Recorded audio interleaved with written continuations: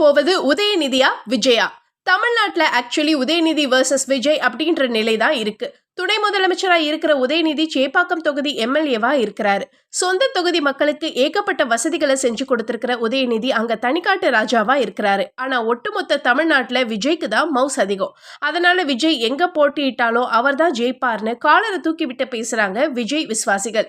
இப்ப என்ன விஷயம்னா, உதயநிதியுடைய சேப்பாக்கம் தொகுதியில இப்பவே தாவேகா தேர்தல் வேலைகளை தொடங்கணும். உதயநிதியை எதிர்க்கிற சக்தி விஜய்க்கு மட்டுமே இருக்கு. அதனால உதயநிதியை எதிர்த்து 2026 சட்டமன்ற தேர்தல்ல தாவேகா சார்பில் விஜய் தான் போட்டியிடணும். அப்பதான் உதயநிதி டெபாசிட் கூட வாங்க மாட்டாரு. அவரை தோற்கடிச்சிட்டா திமுக தோற்கடிச்சதுக்கு சமம். அப்படி மட்டும் நடந்துட்டா திமுகவுடைய மானவ மரியாதை எல்லாம் போயிடும்னு விஜயை உசுப்பேத்தி விடுறாங்க அவருடைய ரசிகர்கள். ஆனா புதுசா அரசியலுக்கு வந்திருக்கீங்க, சேப்பாக்கத்துல போட்டிட்டு டெபாசிட் வாங்காம போயிட்டா விஜயுடைய மானம் மரியாதை எல்லாம் போயிடும். ஸோ ஓரமா எங்கேயாச்சும் போய் விளையாடுங்க. சேப்பாக்கத்துக்கு வந்தா டெபாசிட் கூட வாங்க முடியாதுன்னு கிண்டல் பண்றாங்க திமுகவினர்.